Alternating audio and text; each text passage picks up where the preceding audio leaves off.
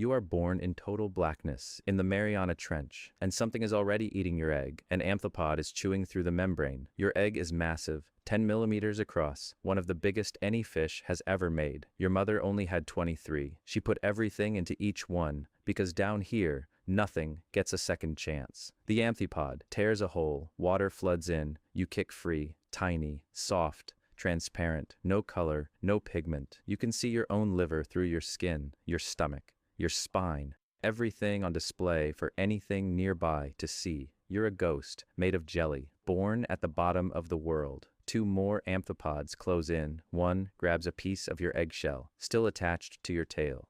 Pulls, you twist, the shell rips away, the amphipod takes it. Another one bumps against your body, testing your skin with its legs, seeing if you're food yet. You're barely a minute old and already being sampled, and you're the deepest fish on Earth. Sounds like an achievement. It's not. It's a prison sentence. Your body only works at this pressure, 800 atmospheres on every cell. Go up and the chemistry breaks. Your cells swell. Your proteins unfold. You die. You can never leave the trench. Not even the whole trench. Just a thin band between 7 and 8,000 meters. That's your kingdom. You're the king of the worst place on Earth, and you can never abdicate. 20 million years ago, your ancestors lived near the surface. Sunlight, warm water, color, prey you could actually see. Then something pushed them deeper. Generation by generation, adapting, losing, trading everything useful for the ability to survive somewhere nothing should.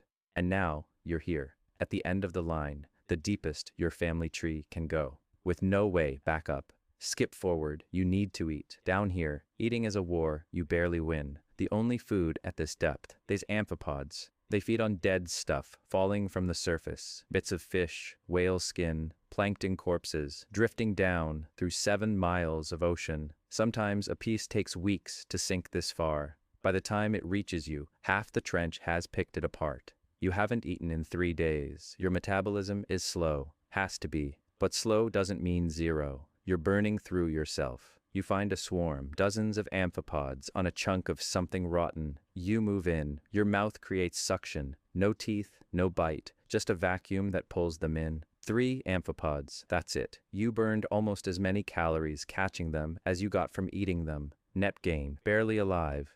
Another snailfish hits the swarm from the other side. Same size, same transparent body, same desperate hunger. You bump into each other in the dark. Both freeze. You can't see. Your eyes barely work down here. You sense vibration. Pressure changes. That's all you've got to read the world. The other fish gets to the next amphipod first. You don't fight. Can't afford to. Every calorie burned, fighting is one you'll never replace down here. Aggression is a luxury for animals that have food to spare. You don't. You back off, drift away, find your own patch of nothing. This is your life. Top predator at the deepest point on Earth, spending it running from a competition over food you can barely find. Drifting, hunting, starving, some king. Skip forward. You're growing, but growing here doesn't mean getting stronger. It means getting softer. Your bones never harden. A mistake in your DNA stops the process early. Your skull has gaps, holes where bones should be, but never formed, not broken, just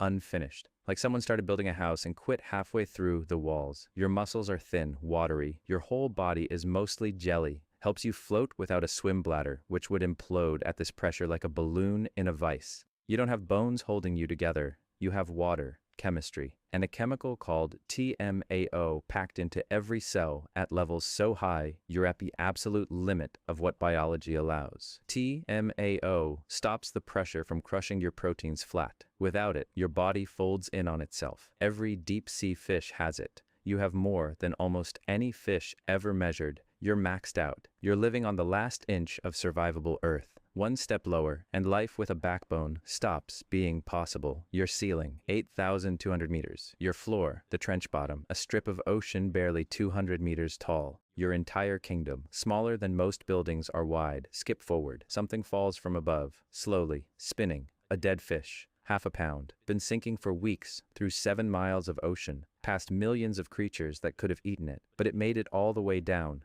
to you. Biggest meal you've seen in months. The smell hits you before the sight does. Not vount, sight matters much when you're nearly blind. You're not alone. 30 amphipods are already on it. Tearing, shredding, working fast. If you don't get there now, there's nothing left in 10 minutes. You swim, not fast. Tampy fast. Your body is pressure, not speed. You glide over the trench floor, mouth open, hit the swarm, suction, gulp. Amphipods and a chunk of dead fish disappear into you. Your stomach stretches, oversized on purpose, built to hold everything it can when food actually shows up. You eat like you're storing for winter, because every day is winter down here. Then the amphipods swarm you, not 5, dozens, crawling onto your body, picking at your transparent skin. They can see your full stomach through your body like food behind glass. They want what's inside you. You kick, twist, shake them off. They scatter, regroup, come back, more this time, picking at your fins, testing your softness with every leg. You're the top predator down here. Nothing bigger hunts you. No sharks, no whales. Nothing with a backbone lives deeper than you on this planet. You should be untouchable, but the things you eat for breakfast are eating you for dinner. Your see-through skin, your soft jelly body, your unfinished bones, everything that lets you survive. The pressure makes you the easiest thing to chew through at this depth. The same body that saves you from the crush serves you up to everything else. That's the deal. That's always been the deal down here. Your adaptations keep you alive and keep you vulnerable at the same time. You can't have one without the other. Skip forward. Breeding season, if you can call it a season. There's no change in temperature, no change in light, no signal from the surface, just hormones telling your body it's time. You find a female. Same ghostly body. She's carrying eggs, visible right through her belly like you're looking through a window. You can count them, 23, her entire future on display. You mate in the dark. No display, no dance, no color to flash. 2 transparent fish pressing together at the bottom of the world. She releases the eggs. You fertilize them. Biology doing its job in a place biology barely works. You separate, opposite directions, into the dark. The trench is 36 miles wide and a mile deep. Finding each other again is like finding a contact lens in a swimming pool with the lights off. You won't. The eggs settle on the trench floor. Some will hatch, most won't. The amphipods will find them. They always find everything down here first. Skip forward. You're older, slower. Your body, already made of almost nothing,